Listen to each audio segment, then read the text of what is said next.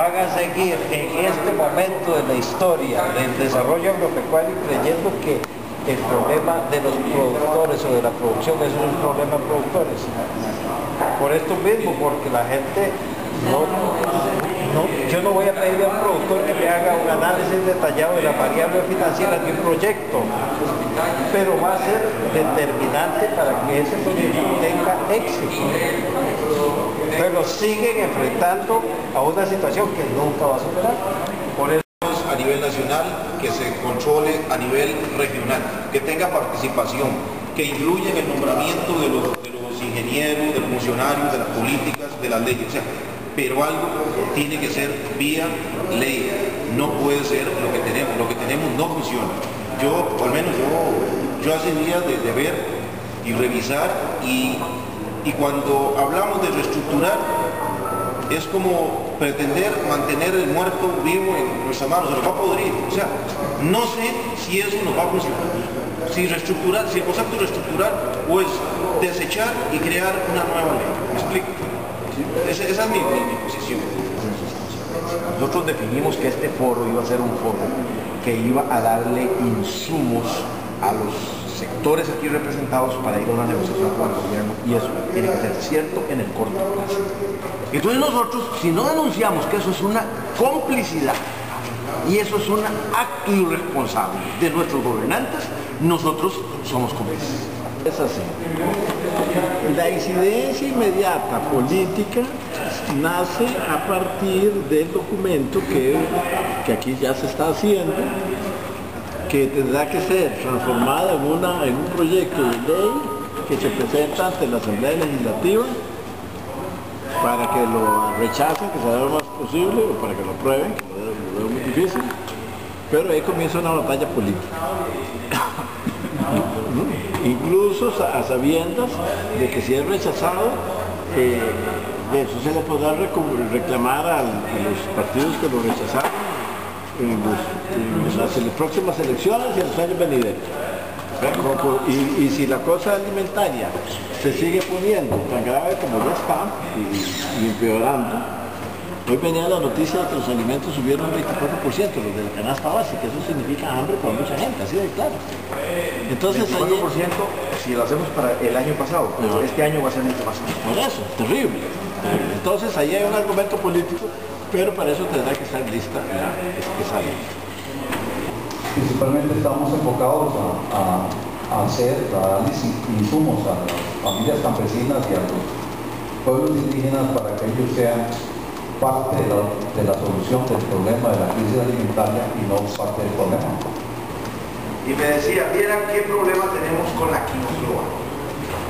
Porque aquí ha llegado un paquete tecnológico que mete la semilla y un producto, y entonces está generando resistencia en la quinocloa, y ahora no hay que mate la quinocloa.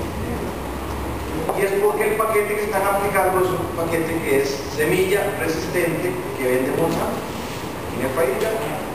Entonces, y ahora nosotros, los que no usamos esa semilla, nos está llevando el diablo, porque no hay manera de matar la quinocloa.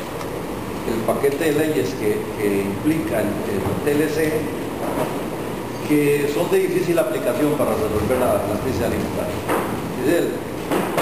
Desde todo el TLC y mucho más la agenda complementaria, eso impide que podamos tener un buen programa de producción alimentaria en este momento. Y lo que dice Oscar, de que aquí se abandonó, nosotros que vimos el documento, toda la investigación se hizo para la agricultura de exportación. Desde el gobierno anterior de Oscar Arias, todo fue agricultura de cambio y no sin investigación en producción alimentaria. Entonces, estamos estancados totalmente. Pero a mí me parece sí importante por la inmediatez el tema de la comisión, de la aprobación en comisión de la ley de semillas, que está con riesgo de ser tremendamente amenazante, que habría necesidad de darle algún seguimiento inmediato, de algún tipo de trabajo y de atención al tema. Pero sí detectábamos la necesidad de hacer una caracterización de la crisis alimentaria en estos momentos en Costa Rica de manera más confiable para nosotros. ¿Cuáles son los datos reales? ¿Cuáles son los alimentos que están en crisis? ¿Quiénes son los que tienen crisis alimentaria? ¿Son los productores? ¿Son los consumidores? son los grupos más vulnerables de la sociedad. Por ahí es también muy importante para poder definir una posición.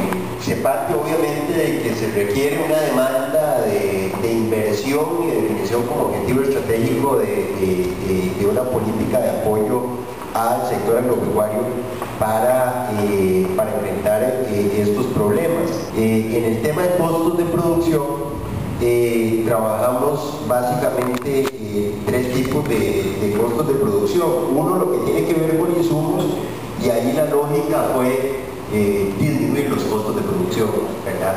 Tiene que ver desde combustibles, infraestructura, intermediación, genéricos, insumos orgánicos, etc. Se requiere que se declare de interés público precisamente lo que es el comercio local, alternativo, solidario, ¿verdad? Para de esa manera poder pues hacer una inyección de recursos en esos ámbitos. Y también saber que se cuenta ya con una serie de puntos que se han ido minando poco a poco y que hay que rescatar. Se hablaba de las ferias, se hablaba del Senada, se hablaba de la necesidad de promover mercados y otros elementos a nivel interno. En el aspecto del comercio exterior decíamos sí, tiene que ser un comercio definitivamente diferenciado, ¿verdad? Y en esto, bueno, decíamos que hay un precedente en las iniciativas de comercio justo y también de otro tipo de comercio solidario, ¿verdad? Aún fuera de las agencias que normalmente se dedican a establecer estas regulaciones. En cuanto a los elementos de medidas, definitivamente que se requieren aspectos de asistencia a las familias.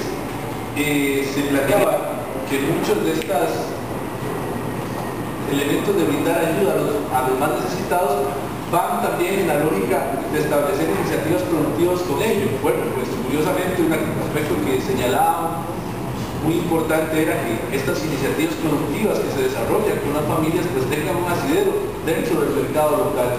Hay muchas iniciativas de Lima, del MAC, etcétera, que las tiran y bueno, son familias que emprenden proyectos y después no encuentran mercado para los diversos procesos que tienen.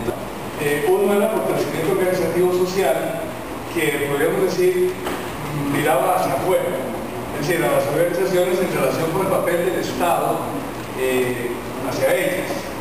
Y el otro era el último tema, el 8, la instalación del foro permanente de política agraria, que era algo más hacia adentro, hacia adentro de este proceso de las organizaciones.